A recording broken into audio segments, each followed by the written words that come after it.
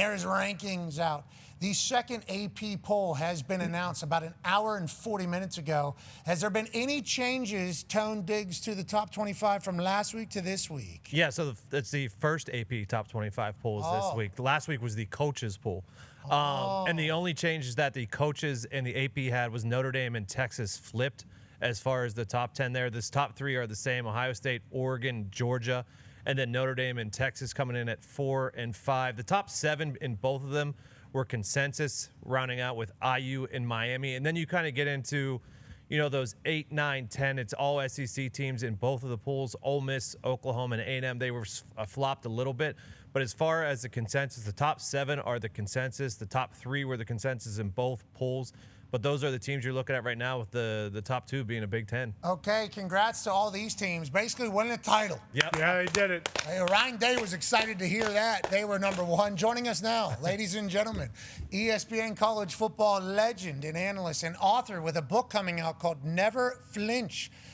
Friend of the program, Heather Dinich. Yeah, Heather. How you doing, Heather? Congrats on the book. Thank you so much. I really appreciate it. Thank you so much. When's it come out? When can we buy this? And how long did it take to write?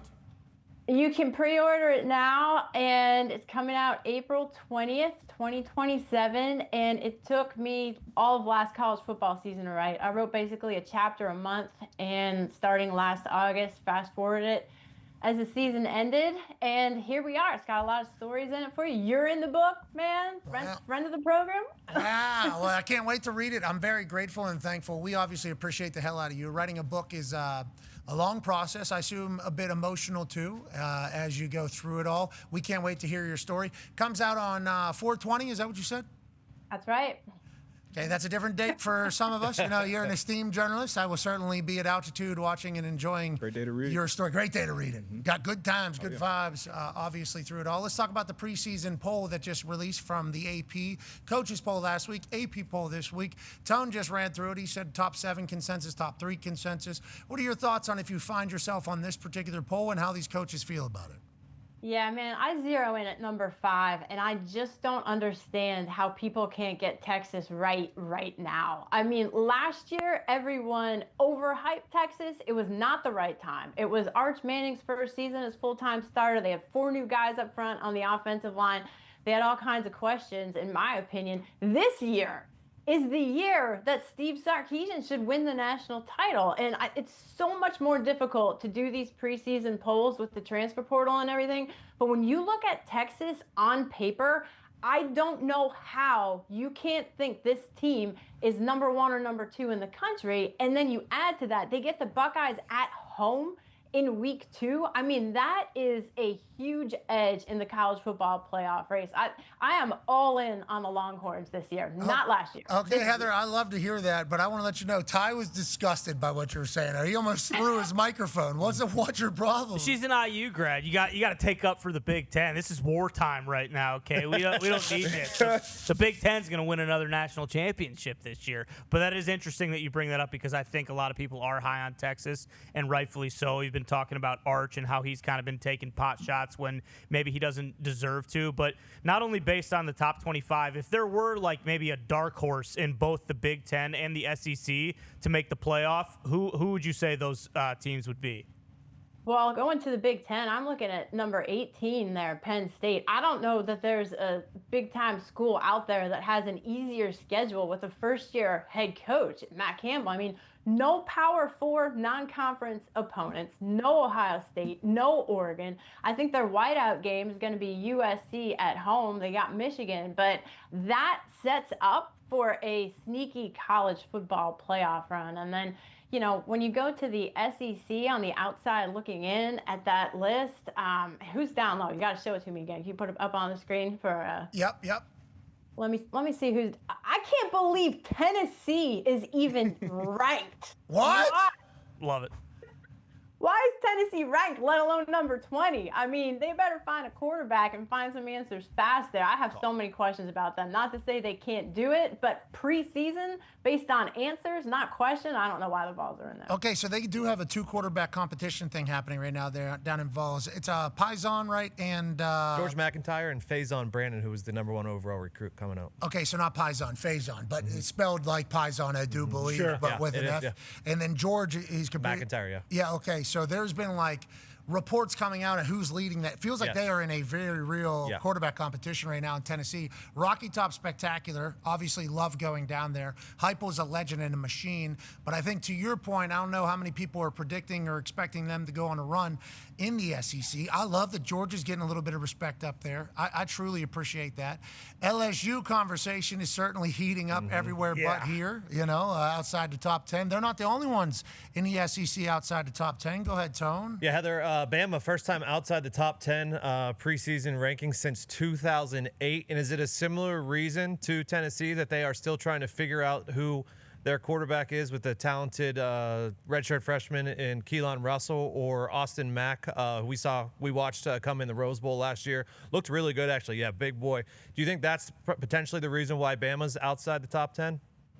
That's a huge reason why, but guess what? I think that's high for Bama, given all their other questions. I mean, like in my head, I still think -3 rushing yards against Georgia.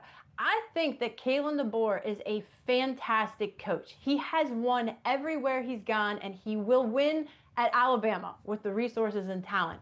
But again, when you go to preseason and you gotta get more from that running game, I think they will. I know I've talked to him about this. He likes both of those quarterbacks. That's why he didn't go into the portal. He's gonna find one. But until you see it, until you see it under the lights, 13's high, I think, for Bama. I love that. Tennessee, Alabama, get them off Heather's list. Now, obviously, she's a Big Ten legend, IU grad, which, not IU, but the Big Ten as a whole. D-Bud has a question for you. Heather, early on in the season where you said University of Miami should have been the top-ranked team in the country at that point. Obviously, they get into the playoffs barely, and then they make a run to the national championship. They also been at the preseason at 7 right now. Is UN ranked too low, in your opinion? What's your thoughts on the University of Miami?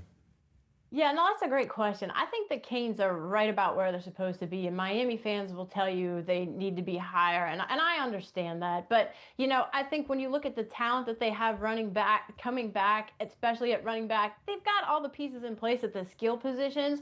Mensah at quarterback, I think, is going to be an upgrade. He's going to be really good. But my biggest question is on both lines. 4 starters gone on the offensive line. The top 2 guys from last year's #1 pass rush gone to the NFL. And I believe that Mario Cristobal recruited well. He got guys out of the transfer portal. They're going to come in. But how quickly can those new guys up front in the trenches get going with everything? I'm talking about the NFL with teams that have to go down and play Miami, like November, December, whenever they've been up in the north. It's a real difference. Coral Gables down there, it was 1,000 degrees. I think whenever we went down there, all white suit. Yep. Those pants were just glued to me by the end of that entire thing. Got changed into a Speedo in the Porta-John.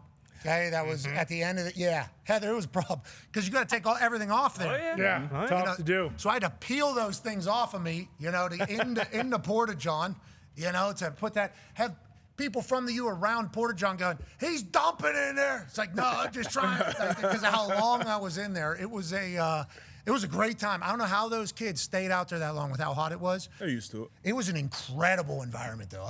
Anytime we end up at a place that hasn't had it for a while, like at Miami obviously hasn't had it for a while, the place is awesome. So incredibly grateful and thankful.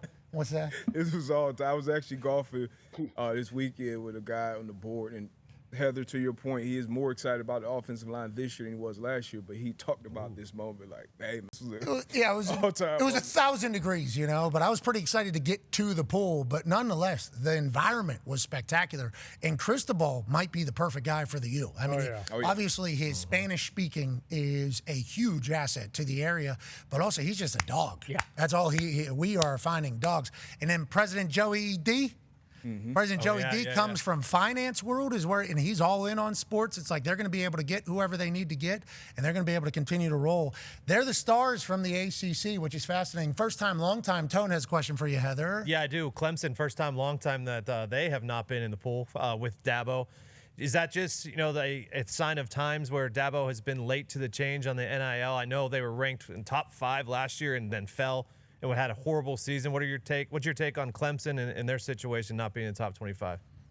Yeah, they got to play their way in. They got to earn it. But I will be shocked, absolutely shocked, if Clemson is not better this year and playing, I'm going to go on a limb here, playing Miami in the ACC championship game. I think they have to obviously find a quarterback like a lot of these other teams that we're talking about here. But I like the hire as Chad Morris as offensive coordinator, second year under Tom Allen, defensive coordinator. I think they're on the upwards trajectory. I think they get Miami at home this year, which is a big deal. So, it's tricky, but they got to be better. You know what Dabo told me? Dabo told me this offseason, he said that was the worst secondary I have ever had as a head coach. And that's not on me. That's on the players. Okay? Jeez. The He owned it. Talking He owned personnel or scheme or what? know What are we- These guys sucked across the board. In the meeting rooms, on the field. You seen it? We Been got coach for a long time. He's out sick Long of it. time. Listen, last year we didn't have a chance with our back end, okay? We had no chance. This year's a little bit different. He did hit the transfer portal, which we love, and we hope that Clemson's in it because obviously Dabo is a great character for college ball. Hasn't been super relevant late in the seasons for a while. Will this year change that? With LSU opening week, we shall see. Heather, congratulations on the book being finished. We can't wait to read it, and thank you so much for taking time. Thank you, and congrats to you on the album, man. Back at you. Heather, I like that. Thank you for saying that. I needed it. Ladies and gentlemen, it's Heather Dinich. Heather. Try to knock me off my feet, still standing with more money than I came with. Goddamn, took a loss, but I'm still a gambling man, betting all the chips that I got left.